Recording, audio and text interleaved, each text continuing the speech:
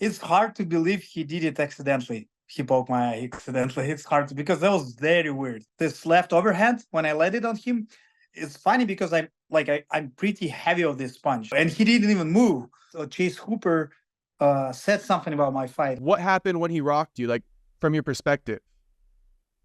I almost been knocked out. Like I was like, whoa. So when I started like escaping, I was trying to put my hand on his hips to push him away and turn, and referee thought I tapped. You're saying you didn't tap, right? Or what are you Yeah, I saying? did. I did not tap for sure. I did not. I think I'm pretty sure Chase knows too. He still had a great night. He still like beat a lot of shit out of me, but we never know. Have you been able to move past it, you think, or is that something that still bothers you?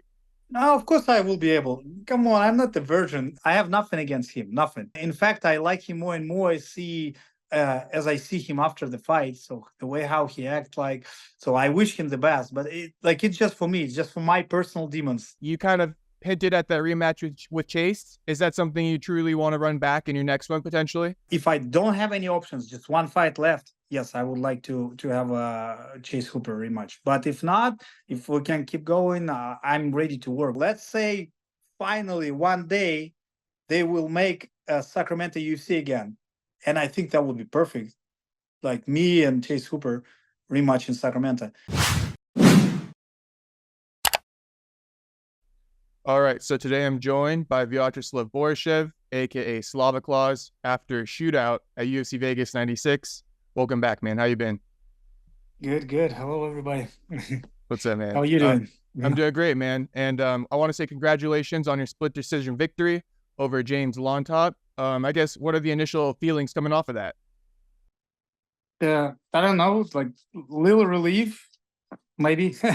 Of course, happy. I forgot that it's been forever till I get the W. I don't know, like more than a year probably. Because the Nazim fight was ended in a draw, so that Yeah, that wasn't was exactly a yeah, victory. So are you yeah. feeling like extra happy, or are you still feeling like there's work to do? Not extra, because I still kind of not happy with something I did, but yeah, it's such a big relief, and I really like.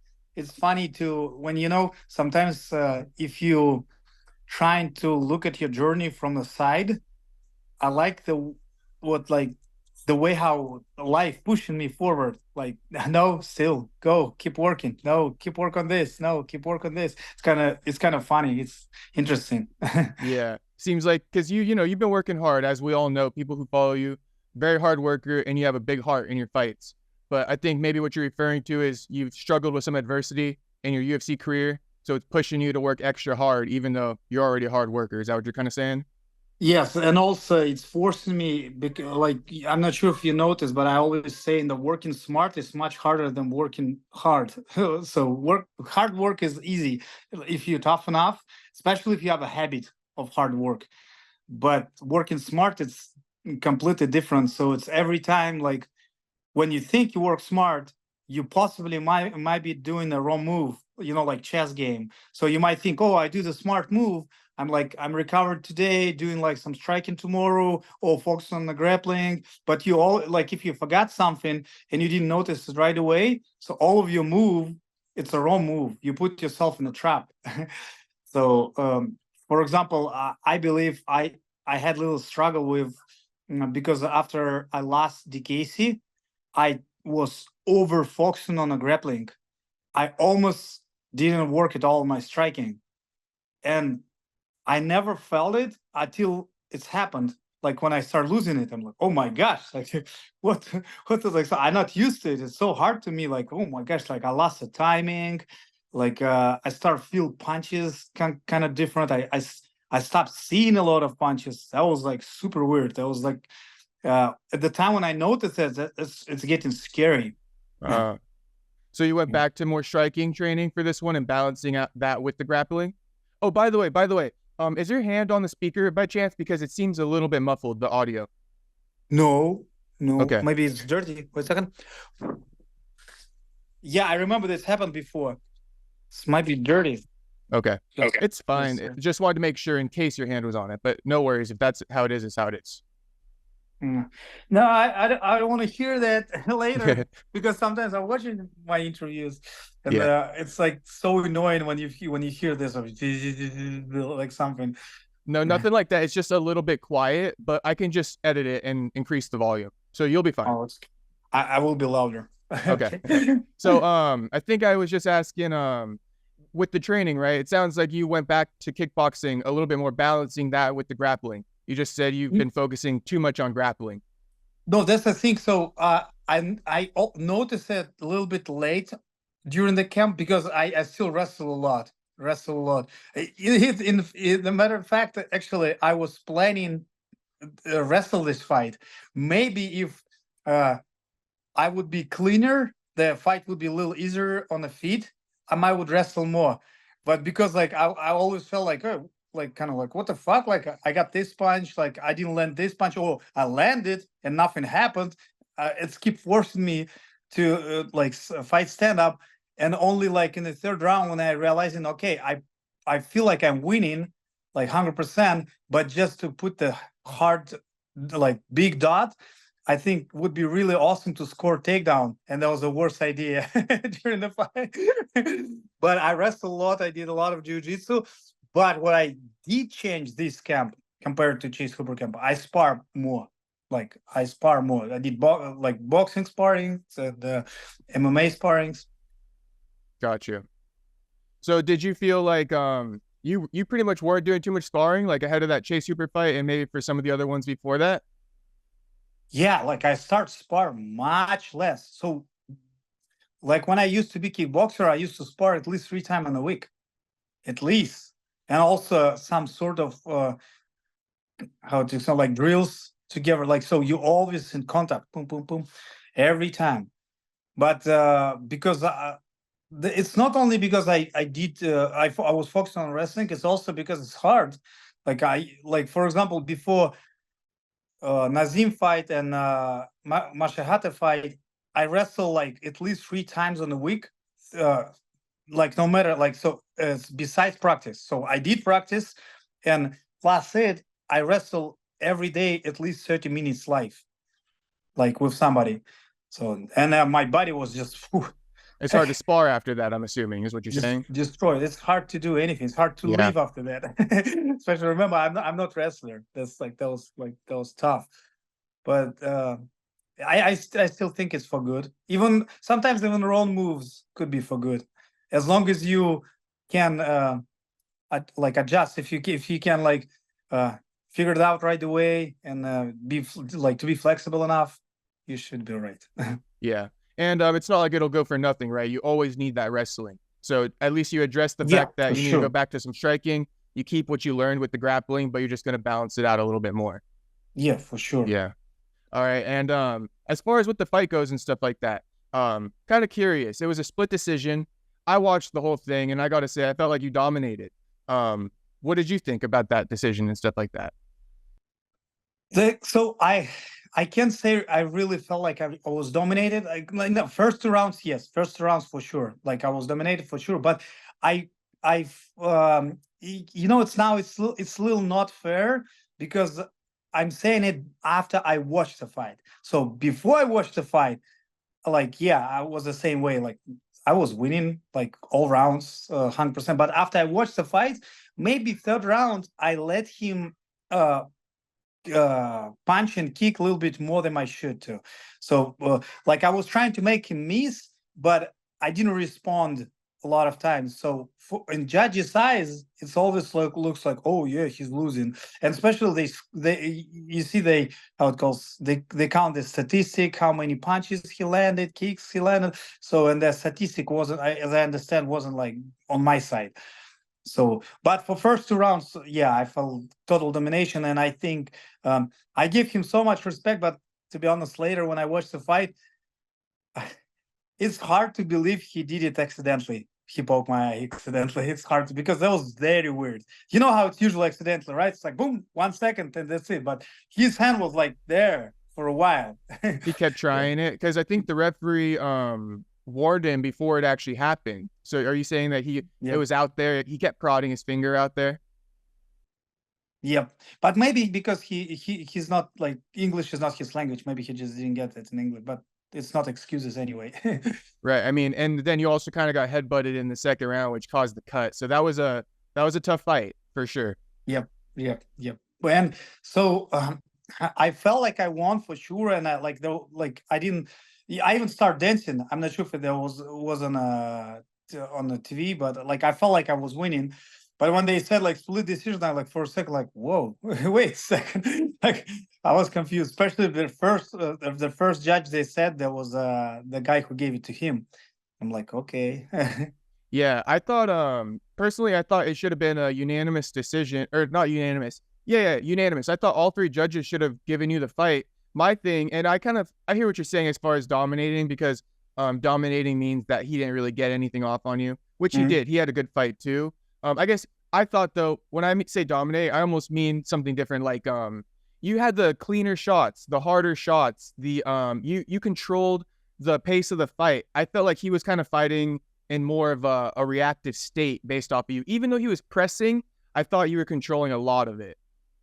Yeah, totally. I see what you mean. So technically, he did everything only after I stopped.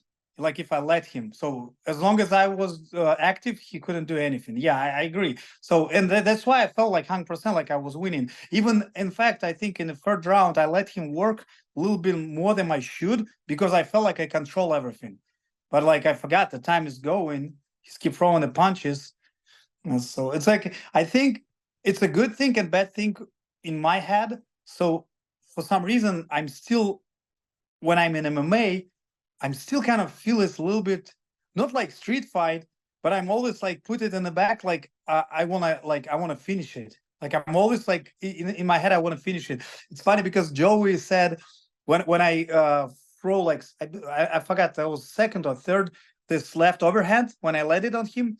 It's funny because I'm pretty heavy of this punch, so like I hurt like light heavyweight guys with 16-ounce glove like that.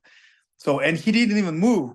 And Joe like starts, hey, Slava, he didn't go, he won't go anywhere. So just score. Stop trying to knock him out. Just score. But in my head, it's still hard in MMA. Like I still want this finish. I don't know. It's just because in MMA, it's so many options to finish the guy, and it's like it's hard. And even if I stop for a little bit, trying to like kind of let him miss, let him do his mistake, I still keep it in my head. I still want to like okay, I put it a little later. I'm gonna finish him a little later, and I think that's what happened in the third round. Like I let him work a little bit more than I should. I see. Yeah, because the third round, that one is one that I understand. If the judges gave him that round, then I think that's understandable. I think one judge even gave you that round though, which I also think is understandable. But I thought the first two rounds were you for sure. I guess, but also in the fight when you were in the second round, right? You switched to southpaw. What did you see Mm. in there that made you switch to southpaw? Oh, I'm always been switching to like you can find my kickboxing fights, a whole fight in southpaw. Like I never felt in MMA that was hard for me for a while because of wrestling. But now I can wrestle from both sides. I mean, kind of can wrestle. So now I feel more comfortable. Okay, for sure. Because I was wondering, like, do you go to southpaw to land a certain type of strike? Because I almost thought you might have been throwing more spinning stuff from southpaw. Or any read on there that Oh yeah, like you liked over there in southpaw against him? yeah. I just love southpaw in general. So I can be like 100% southpaw. I can like switch 100%. Like I can be just southpaw, like whole fight southpaw. Like it's for me, it's like I can do the whole camp in southpaw. In fact, I did the whole camp. I was in southpaw. That's So hard for your opponents to train for you then because they prepare for one style and then you go and switch it up. I think that's why you had a lot of success with the southpaw. maybe I don't know. So like for me, like I never know. I'm not kidding you. So right before the fight, like night before the fight, I decided to start in orthodox. But the whole camp I worked in southpaw. Yeah, so I can switch like back and forth. I don't know why. I remember in kickboxing time, I think that's what happened to me. So I was fight the guy, and I keep trying to I keep baiting him, faking him, like keep asking for punches. A kick didn't work. As soon as I switched to southpaw, he started missing. and I whoop his ass. And I remember that. And after that, I started doing this oftenly. And most of my kickboxing fights, I keep switching nonstop. Sometimes didn't even really notice it. Like I just keep switching it. And you don't ever get tired if you switch too much. Because I hear that's a boxing thing. They try not to switch their stance in boxing because apparently it gets you tired. But that's a longer fight. That's like 12 rounds. So in boxing is a little different because boxing is so the like how it goes the base the stand up stance your stance is much more important because it's more like it's closer distance. And some people not understand that boxers they punch in much harder, like the regardless big gloves wherever. So that's all what they doing. It's only hands. So it's only hands. So they punch in so hard, so bad, and like keep switching stance in boxing with no reason could cost you big problems. So it's no jokes. Like every single mistake, like every single punch you ate could cost you a problem in later rounds. It's also remember it's like some of the fights could be long, like 10, 12 rounds. So so boxing a little different. Like I just recently, it's actually in fact, uh, I never like I haven't really switched even during the boxing sparring. I haven't really switched stance like for a long time. In kickboxing, I already was able to fight southpaw all fight, but in boxing, I never felt comfortable because like I wasn't fast enough. I didn't feel the distance good enough. Now I like just like I said, the whole cap one was a southpaw, and I spar with guys. So like I feel comfortable even in boxing, but again, depends what level. For example, if I would fight like high level boxer, and I start feel like he like beating me, I more likely I would go back to orthodox. Oh, I see. But yeah, it's the boxing is different. So boxing it's a base that they sit a little lower, especially like American Mexican style. They like sitting low, punching super hard with whole body, using the whole core muscles. It's no jokes. Right. So you got to have a good base is kind of what you're saying too. If you Yes, switch yes. and then even if in that moment you could be hit off balance and dropped for something like that too, right? So the biggest problem for me in boxing to switch to southpaw was it's keeping your weight on your back foot.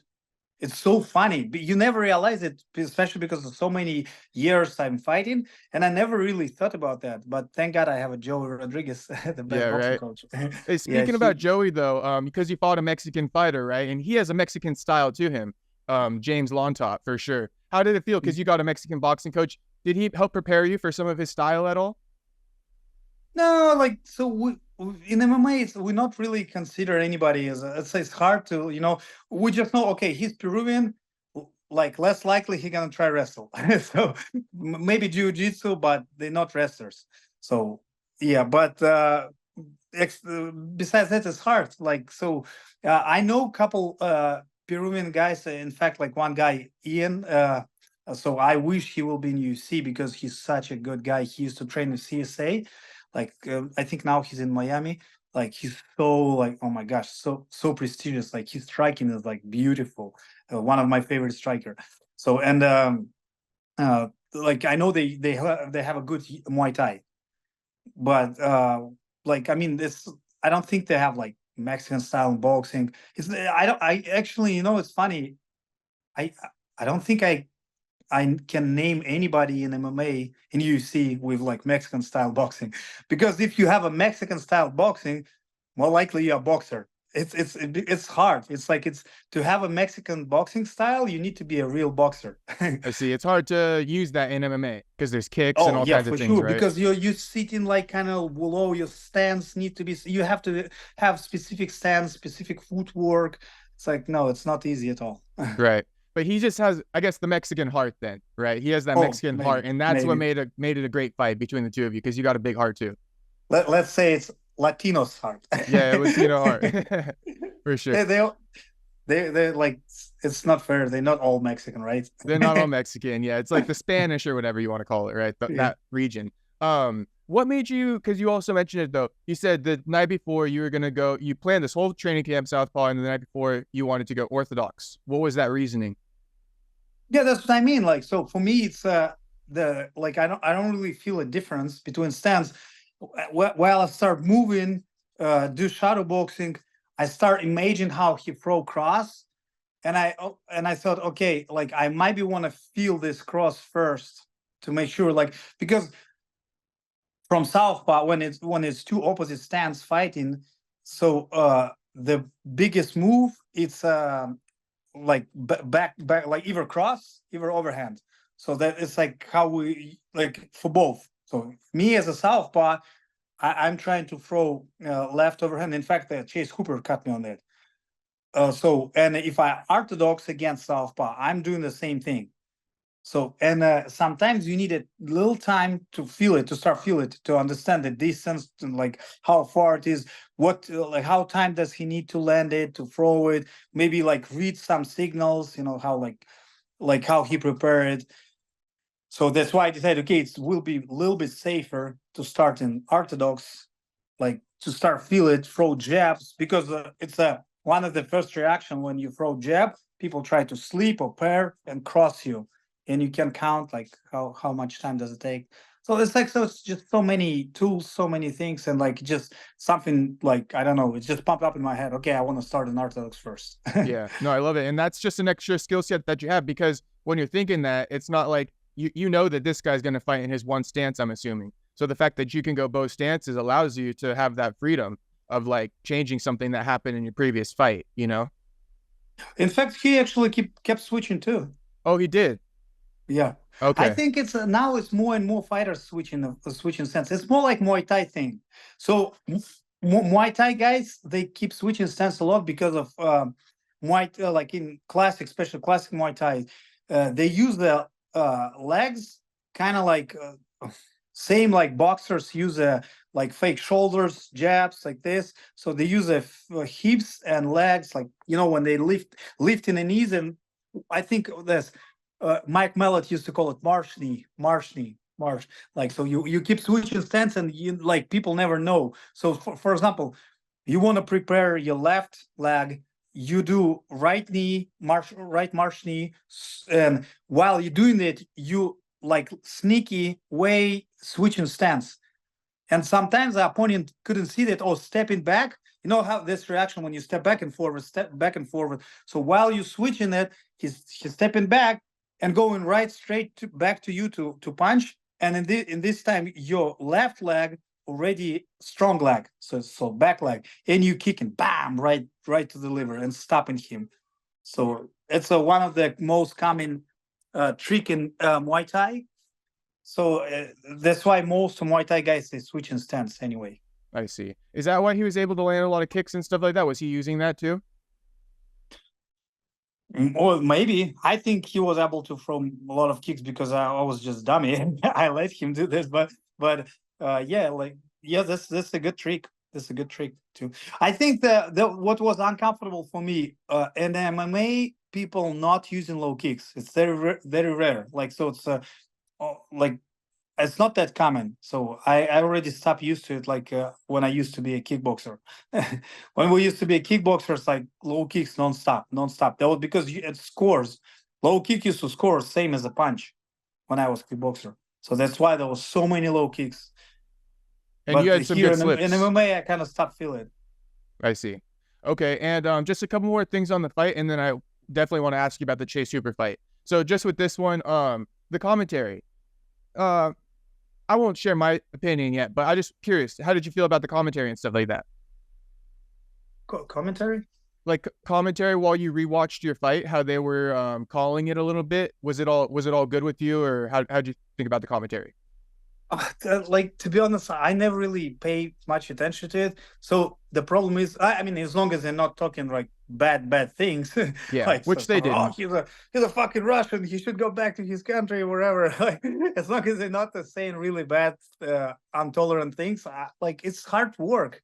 So it's hard job. Some people not realize like so they have to like stay objective, like be nice. They can't just be on the side, even if they like the fighter. For example, they like the fighter, they can just talk out loud only about the guy they like.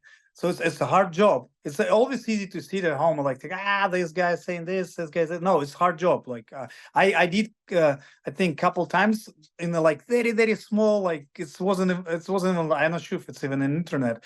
So and it's not that easy. So you always can say something stupid and everybody see that and right away they think you did it on purpose or wherever. But so I never really judge it too much, as long as it's not like going like too much. I think they always have to be objective. Like they can't just cheer for one guy anyway. So and also so they might be want to be careful because they never know. Like as I understand, even like guys like Uriah, like who keep fighting forever, and even Peacebeing, even they not sure what the fuck a judges think about.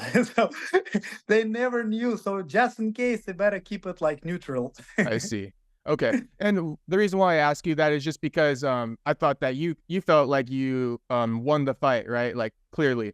But throughout the fight, they were kind of saying like, oh, James is pressing forward here and things like that. And like I had mentioned to you earlier, I thought when he was pressing forward, it wasn't as much of an IQ thing as maybe it was being made out to be. But I was just curious about your thoughts on that. If it's all good No, with I you. think they're just trying to be neutral. That's Right. all. And hey, come on, Mike is my guy. I love him. Yeah. Hey, Yeah. by the way, when he made you do the Lesginka, was that how sore were you? No, that wasn't Lizginka. So Lizginka, I did Lizginka right after the fight, but that's what he did. Is The I don't pistol know. squat. Yeah, let's say pistol squat. That's Yeah. He made me make me do this. Even worse. Yeah, this is the hard part. This is the hard part. So in my knees was it's funny because so I told the doctor right after fight, so my knees is not okay. It's like, you just dance. Hey, it's Michael Bisping who forced me to dance. I didn't want to. Yeah, right. The commentary team gave him a hard time after though, so they had your back. Yeah.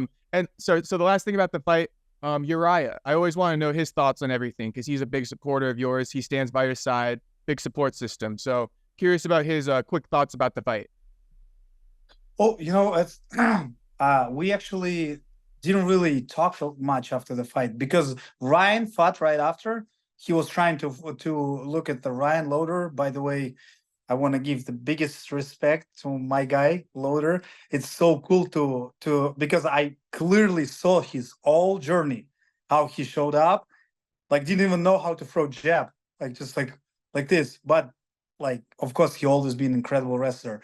Like and step by step, I even cornered him. I worked with him a couple times. I cornered him before. I'm not sure. Maybe even in your interview, I told you like he almost made me quit on MMA. Yeah. Like so when he he took the guy down and landed elbows, I was so scared. I'm like, why I'm doing that? Like, I better stop doing this thing. And it's crazy because I have seen exactly the same finishes he did before, like the last one, this crucifix and elbows. He had a couple more finishes kind of like that with similar position. So and so we were focused on him right after fight, and we even talk about him. So I haven't talked that much as usual. But what I did notice, maybe it's because of Ryan fought too, but usual Uriah rewatched my fights like million times right after. This time I haven't noticed it. Okay. You got a little busy cornering a couple guys. Yeah. By the way, Ryan, he was Ultimate Fighter, or what's his story? Yes, he that was the Ultimate Fighter show. So and it's crazy because so it's been like I was kind of busy with my struggle. So and I didn't even notice. So I remember how like say, hey, let's go, good luck.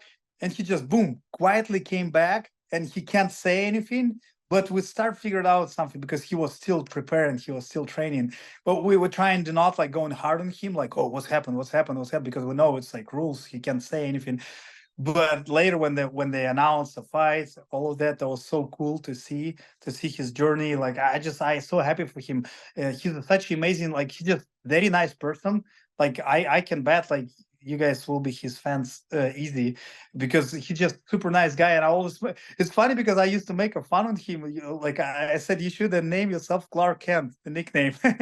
And he almost did that. Technical Clark Kent and Man of Steel, same thing, right?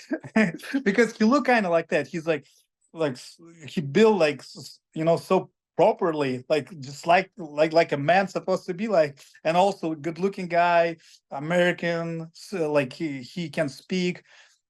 He always giving a nice like good speech at the gym, and in fact, like very first takedown he did, he kept show this takedown in the training to us because he's coaching us too, and he kept showing this takedown, like so there's body lock wherever, with knee lifting up. So in the very first takedown he did, like that was exactly this this takedown.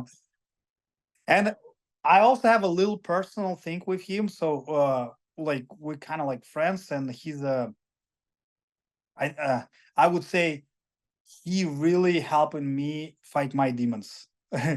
Yeah, like it's the thing he was talking about, all the mental health. It's funny because like I don't know if he do it on purpose or just it's like he's human being, but he like for some reason he always been super nice to me. And like if he see like I'm struggling with something, because I'm Russian, so it's now like I Americanized enough, and I keep talking a lot about the feeling, about this thing. But back in the day, it's like that was super, it's taboo. Like Yeah, it's that's like an American thing, huh? yeah, it's like there's no way you can talk about this open. Uh, Yeah, and I still don't think it's good thing to me personally. I don't think it's good for me to talk openly, just because I'm not used to it. But because I did couple times, I have people like Ryan who like kind of support me a lot in this case, and I really appreciate it. So this camp, he might be help me a lot with my mental health. okay, we got to give Ryan some credit then for helping out Slava. Yeah. Thank you, Okay, Ryan. and just you don't have to elaborate a lot, whatever you feel comfortable with, but just you got fans, so fans like to hear about your personal journey, not even as much about the fights to some degree. So you were fighting demons, assuming that was after the Chase Hooper loss. How are you feeling as far as those demons go? What were the demons? Oh, that's the thing. That was way before Case Okay. Hooper. That's the problem. That was even before Nazim fight. You told me So about those before Nazim. I assumed they had gone away after Nazim, but fill me in. that's what I thought. I thought this goes away, especially because remember I told you when I had this amazing feedback from fans. I'm like, shit, yeah, I'm still got it, boom, boom, boom. But I don't know. I assume maybe it's because the MMA just super hard sport. It's like just the training and keep yourself in shape in general. It's already like it's extremely tough. And then what I do realize, I can't afford big breaks. So like I'm not. 6 months you had. Yeah. Like so when I'm out for that long, it's like extremely hard to get back to normal grinding. So thank God, like right now, Uriah also have a jiu-jitsu thing, so he can push me on jiu-jitsu. As long as there's you competing, it's already like good enough. Keep yourself in shape. But the thing is, so right before I actually didn't like this fight in general with Hooper. First of all, I just like Hooper, like a guy, and like a fighter. No, not like a fighter. I'm sorry, I'm not. Now I give him a credit, but before the fight, I didn't like him as a fighter. Oh, okay. He You thought just he was a nice guy. yeah, nice guy. Yeah, Got nice you. guy. And of course, I give a lot of credit to his jiu-jitsu and grappling. Uh, and so I didn't like this fight at the beginning, and we just okay because I need to fight, and we thought this will be a good challenge for me in the jiu-jitsu term. It's like so, and then like I was preparing like the whole camp. I was jiu-jitsu shit out of myself, and yeah. So, but after fight, oh, yeah, that was like a cold shower. Remember I told you. So that's and this is for good now. This is for good. It's actually funny. I think my guys, who they got a like Borshchev team page, something like this. I think they're from Kazakhstan, in fact. So maybe one guy from Russia, one from Kazakhstan. They create this page way before I get to UFC. So it's my truest fans, Borshchev team, I believe. So so they just posted Chase Hooper said something about my fight, like something like this. That's What did he definitely how say? I do. Something like that's how I don't want to fight with Slava. Like probably he means like stand up, but in fact he rocked me in stand up. See, he's such a nice guy, but he actually rocked me. He almost knocked me out, motherfucker. Okay, Yeah. just real quick though, and then we're gonna dive into the Chase thing because I got a few questions. But if you could be specific, what are your demons? Uh, I was struggling a lot with like, should I keep fighting or not? Like, because some people not didn't get it, but I'm fighting my whole life since 2002, and what I know it's actually probably like it's not just my struggle. You know how economic right now, right? So doesn't matter how much money I make, how far forward I goes, I keep struggling the same thing. Like, and I never had sponsor, as you know. So when I have a mouth is to feed, so my whole family. So and that's like it feels like annoying, like when I'm keep wherever I'm keep succeeding, but I'm still stuck in the same circle in money wise. So like, and this is kind of tough. So I bought the house, but you're paying mortgage every month, and like if you don't have a fight right away, so it's only one way I'm making money. So when I start thinking, okay, should I start find a side job or something like this? So it's just all of this stuff like keep killing me, and also like I'm getting older. Like I start thinking, okay, what should I do after fight? You know, like all this thing. So that's why I'm glad I still have a UFC, not only because of money, but also like right after this fight, it might be again.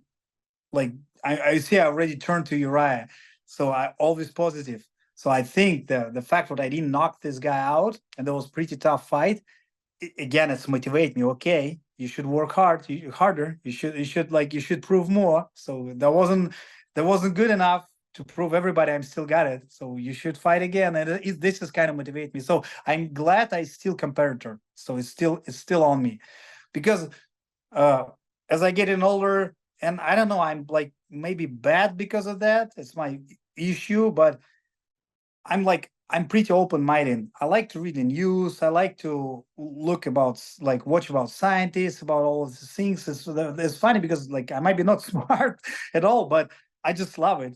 I like to be around the smart people. So and when you look at that, you know, the how world is getting crazy, sometimes it's just like you losing motivation. You're like, oh my gosh, like it's hard. Like when you see the world is so fucked up, why would I be like trying to succeed in this fucked up world? You know what I mean? I When it's better hard to just buy see a like a farmland, get away, just and like keep living my own life. So that's my main demons. Sometimes when you see just let's if it says short, sometimes I feel like the world is so fucked up, like I don't even want to succeed in there. right, because you almost probably feel like you're gonna succeed and then the world's gonna end, gonna be over. So it's gonna all be for nothing. Maybe. Not even this, like just like like a lot of heroes I grew up on, like later days I realized like people talking so much shit about them, but they sacrificed everything for the people and no one appreciated. Like no matter of fact, so I'm not religious guy, but let's just say Jesus, right? All he did, he sacrificed himself for us, right? It doesn't matter even if it's like fake story or not fake story, but the whole story, the whole point, the guy sacrificed his own life for us, and people keep talking shit about him.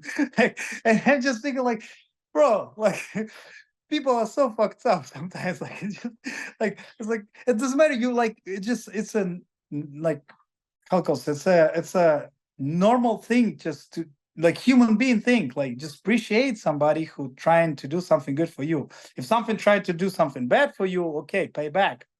Make best for him. But if somebody doing good for you, just pay back the same way.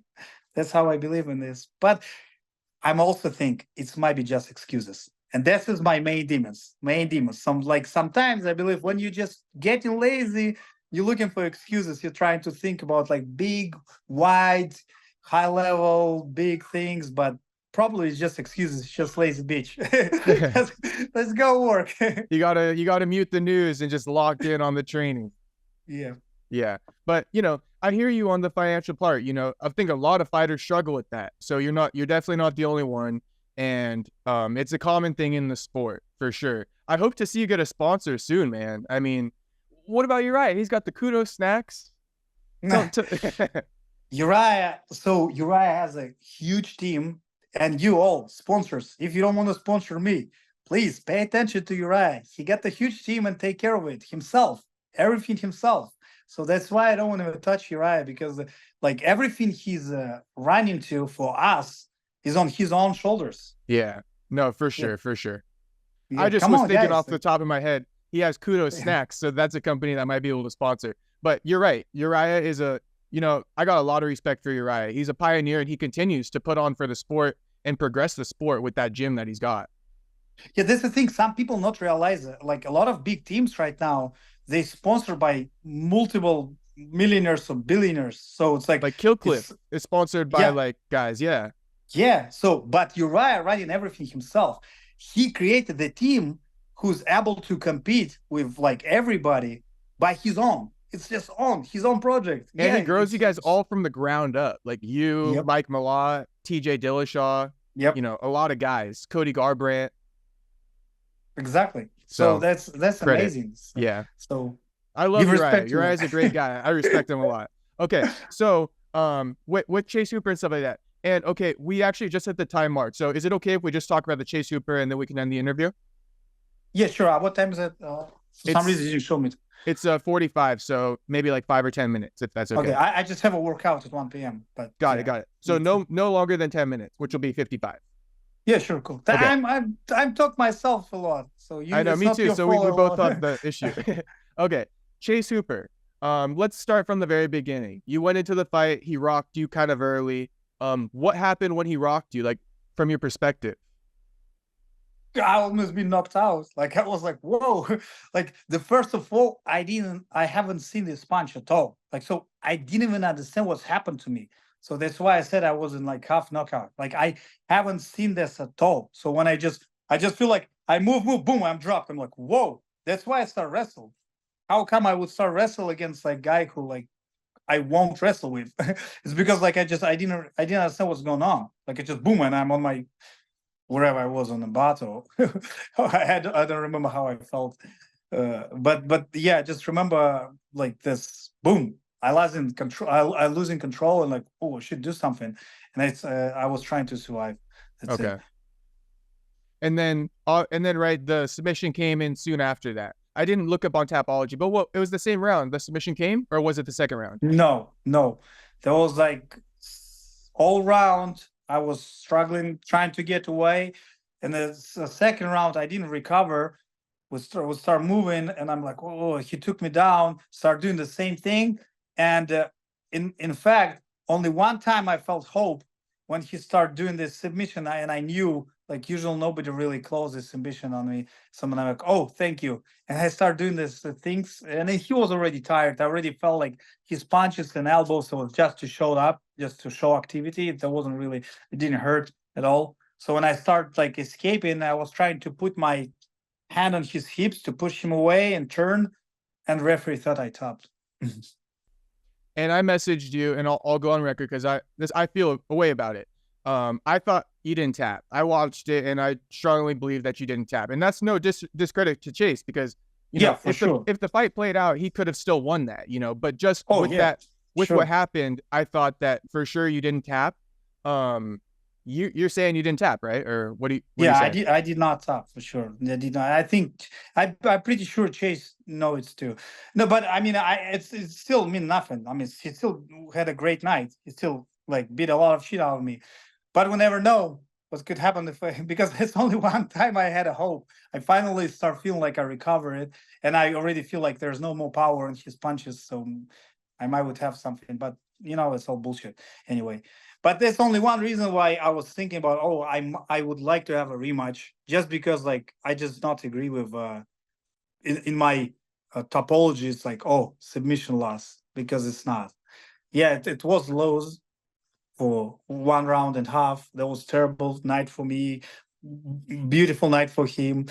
You know what? The first thing I said, by the way, because I watched one of interview with him, and I actually wish him the best with his son.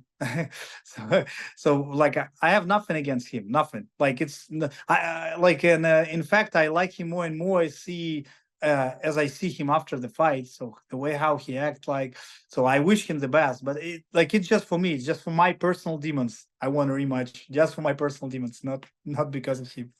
I hear what you're saying. And just in case Chase ends up watching, Yeah, it's nothing against Chase. It's more of it's the referee's mistake, and he has a tough job too. The referee, it's a tough job, you know. So credit Oh to yeah, everybody. there's no any again. I have nothing against the referee either because this referee, in fact, actually saved my fight before with Nazim.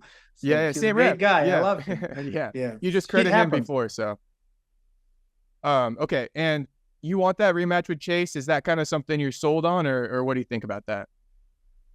Oh, I start losing you. I'm right here. Can you hear me?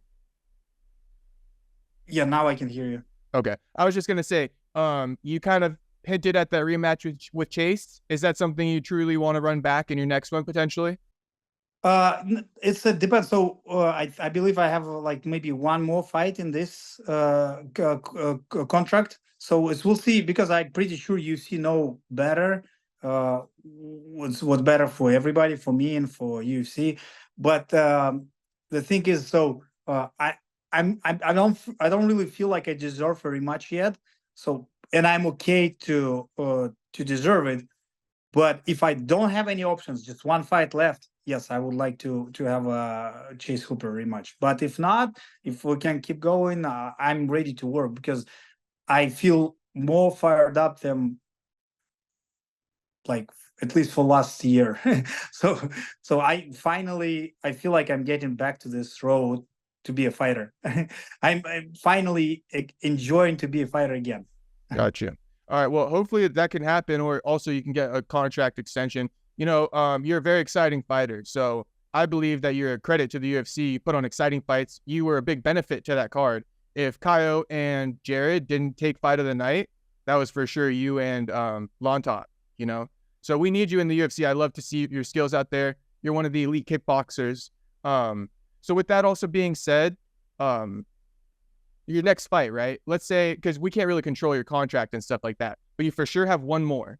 And for your next fight, I was looking at the UFC 308 card, I believe. There's a lot of Russians on there. Would you be interested in fighting there in like October, or do you want to fight sooner than that? Where's that? Let me look it up because I took a screenshot. That is the Max Holloway fight, though. I think that's in Las Vegas. Las Vegas is cool. I like Vegas. So you got UFC 308, Topuria Holloway in October, and yeah, I believe that's in Las Vegas. I'm Or not sure. So you also got UFC 307 on October 5th, but that might be a little bit more booked up. you see, the problem is, so the UFC were so nice to me. I believe it might be I'm not sure if I can say it openly, but I believe it's probably Sean Shelby. So thank to him. So they gave me a fight that soon. So, but I'm not sure. So it's a lot of fighters. I'm not sure if it's nice to give me again the fight that soon. So I see. I'm really glad you and maybe some other fans would like to see me often, and I would like to fight often. Now, now I would like to fight often, but I'm not sure if it's like nice. It's the way how it works. So because it's a lot of other fighters, and but we'll see. So I think I have a meeting with my manager, not Uriah, other manager, on Thursday. We'll see what he say. We'll see what Uriah say. We'll see what UFC saying. But I'm ready to go. I already healed up. So when I just get back, the first night home, I felt like back in kickboxing times. My legs was swelled up so bad. I'm like, oh shit, I'm kickboxer again because I never felt it during my MMA journey. It was first time. Yeah, those are crazy leg kicks you're taking. And here's my last one. I just want to ask you, with Chase Hooper, like, how do you view that whole thing? Have you been able to move past it, you think, or is that something that still bothers you? No, of course I will be able. Come on, I'm not the virgin. Like I'm fighting my whole life, of course. Okay. Especially because since he's not talking shit, uh, I don't. And again, I don't feel anything against personally against him. So it's just my own demons, and I'm still wish the best to him. So it's just my thing. So I just disagree, and I think it's even in business wise, it could be like, for example, let's say finally one day they will make a Sacramento UFC again, and I think that would be perfect. Like me and Chase Hooper rematch in Sacramento. The I believe it would be awesome. Okay, for sure. All right, man. And I just want to put something out there, just because it's kind of a weird topic, and you opened it up a little bit. So DC, Daniel Cormier, he says that he hates it when fighters say that they'll just do what the UFC will give them. But you're offering another perspective where you're saying, like, I want to be respectful to the matchmakers. I don't want to seem like I'm demanding things. So this seems to be a fine line. Maybe you got to run it by Uriah and be like, Uriah, do I need to make a call out, or do I need to like be respectful to the matchmakers? Because DC is very like expressive. He hates like what you just said. He hates it. I see. I'm sorry, Yeah. Daniel. So the first of all, Daniel is a legend and he's Yes. American. So He's it's a a very smart different guy. thing. Yeah. So I'm really trying to be American. I love to be American. I'm Americanized enough, but I still who I am. So it's like I grew up being appreciate the things people give it to me. So my grandmom raised me. So that's it. So my grandma will be a main hero for me forever, right? Same thing. As I came here, you see, like, that's this house. Look, that's my house. I have this house because I have made it in UFC. So I get the bonus every time when I wasn't losing before the last fight. I got the bonus. So I really feel like UFC PI, they like, it's amazing how they good with me. It's like they're such amazing people. It's just, I wish I could pay back. So that's the problem is, so I can't even pay back to them. Only one thing I do have is appreciate them, right? So, and I appreciate it, so I'm really thankful. So I never felt any like that was never wasn't like they not fair with me, or they not honest to me, or like they bad to me. So they always been good to me. Why would I be not good? So and then I'm still not understand. So it sounds funny. Like I see a lot of how it goes, the guys who do some analyzation, like wherever, like in analysts wherever. So they look at the fights, they talk out loud. To some of them, like probably never fought before. So I'm fighting my whole life, and I openly can say I still not get it. I still not understand a lot of things about MMA. But like if you ask me like who's better, like John Jones or Islam Makhachev, I still would struggle to answer. Like because like it's so hard. Like as more I know about MMA, as more I realize I don't know anything. So, and I believe so. UFC, it's the biggest company. They already succeeded. They created a lot of stars. Some fighters maybe create themselves, but they would never do it without UFC, right? Like McGregor, for example. McGregor, yes, great superstar, one of the main names in MMA. But will be he that famous without UFC? I don't know. So you see that it's hard to say. So that's why I just give respect to people who good to me. If UFC would be bad to me, maybe I would talk shit about them. But they've been good to me. So why would say something bad? Sorry, Daniel. It's this what. So when you're nice to me, I'm always nice to you. But if you're bad to me, okay, maybe I could be bad to you. But it's just how it's worked for me. That's it. And you feel like it might be a little disrespectful making a demanding the UFC make you do something. The two things. First of all, I believe it would be disrespectful to people who give me respect, who take care of me. It's the first. But second, I don't know what's better. So if I would know what 100%, okay, give me this fight, give me this, make this. If I knew for sure this better for me, maybe I would stay strong and on my side. Like, oh, give me a Chase Hooper main event in Sacramento, and I knew for sure it will work out. We're gonna make money because you know what? In fact, actually, I would say I don't think it's like it's a victim position on my side. It's actually I feel like I'm part of this business. So and I want to make for UFC money too. Like I want to make sure UFC sell my fights. I feel in this case I feel like part of it. Like I'm businessman too. Right. You know what I mean? Well, in that case, go finish your thought. Finish your thought. Yeah, no, yeah, that's what I meant. Yeah, so like I'm part of this business, so and I want UFC succeed too. So because it makes sense, I'm part of this. I'm one little tool of this. If I'm selling the fights, so UFC make money on it, and they pay me, so it makes sense. I see. But to take on a lot of that pressure by, talking a lot of crap, but it doesn't change how much money you make. I hear what you're saying. But then that's when you can negotiate in the next contract and be like, hey, a lot of people were excited. I got to get paid a little bit more. So talk to Uriah. Uriah is a genius. He knows way more, than 90% of people in MMA. So yeah, we'll see. Maybe Yeah. I have to ask him See what he next time. says. I'll I'll be start curious. talk Next shit. time we speak, let me know. Okay. If you start talking shit, I'm gonna know that Uriah said you need to start talking. Okay, you're Hey, right. to end the interview, because you have supporters, a lot of them. Any message to your supporters? No, just thank you very much. Thank you, guys. I hope you will succeed on your field wherever you do. And like I understand two things very important. First, like for sure, it's I know it's like very like everybody keeps saying that, but it's true. Just don't ever stop. Don't ever give up. Don't ever give up. It's like really, it's the worst thing we can do. So worst thing we can do. And I really truly believe I'm blessed to be with Uriah because a positive mindset like can beat everything. As long as you can find positivity in any worse situation, you still will be stand up strong on your legs or wherever. Just I feel so weird. Like maybe some people don't have a legs, but anyway. But you know what I mean. So like as soon as you're positive, like you're good. Like so I just recently saw the video. I believe I forget who. Some actors read this as a like poetry, but that's actually a song.